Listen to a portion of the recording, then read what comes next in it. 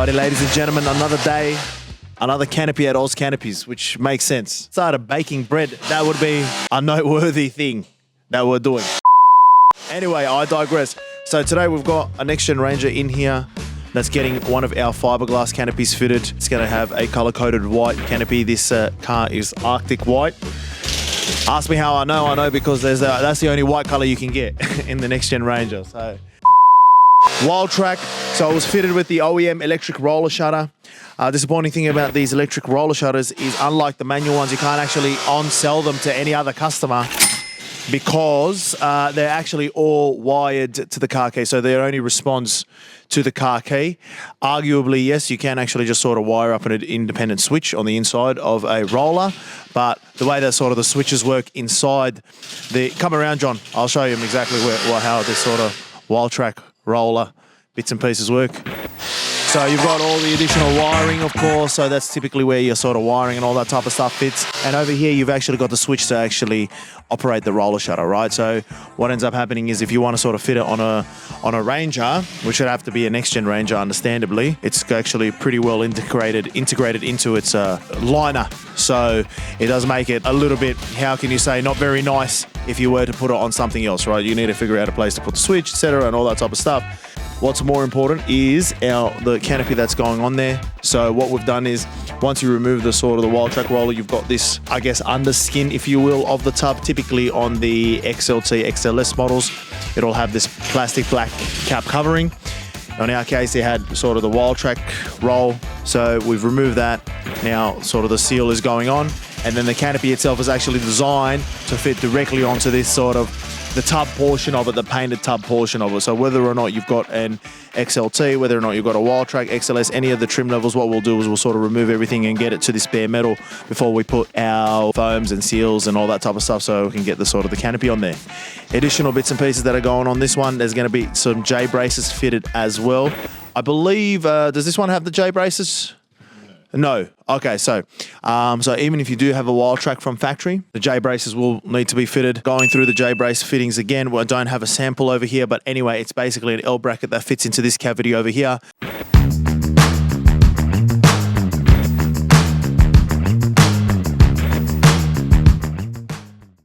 You've got this tie-down hook on the inside, this tie-down hook on the inside, which is actually a little bit unique relative to the other models. So basically, typically the tie-down hook on the XLT, XLS and below sort of models is affixed to the tub right over here. But because this is a Wildtrak, what Ford has done is they've created this relocation bracket, understandably, because the roller shutter itself has its canister here.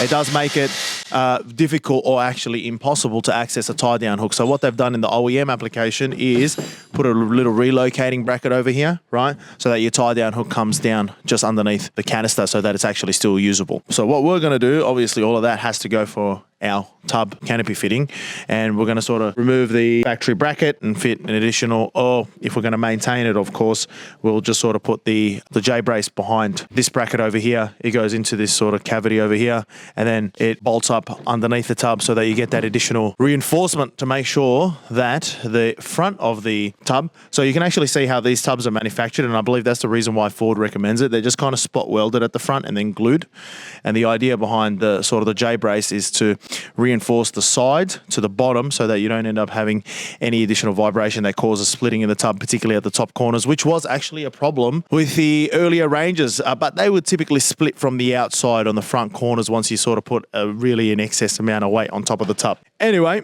all of that rambling aside, we'll get into it and then we'll sort of follow this job along as the fiberglass canopy goes in there.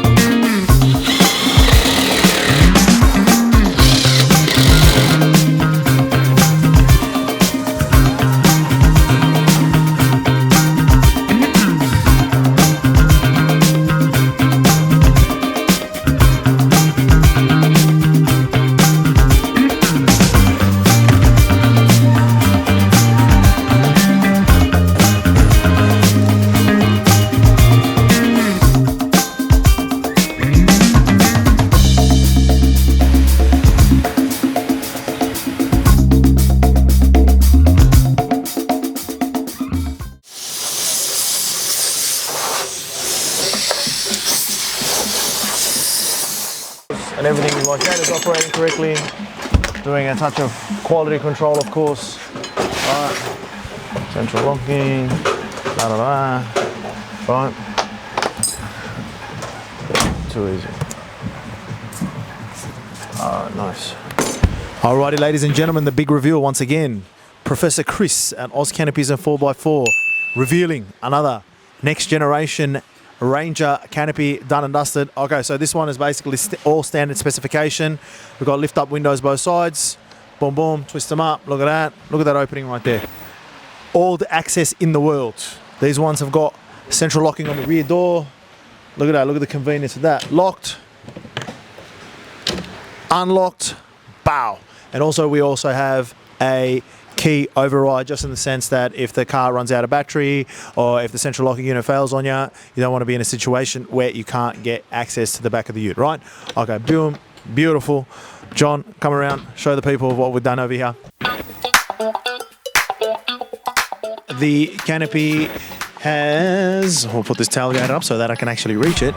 You've got a little interior light like so.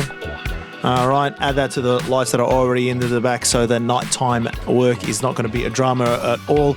Interior vinyl just gives it that little bit of extra premium style sort of finish. Easy to wipe down if you get it dirty as well.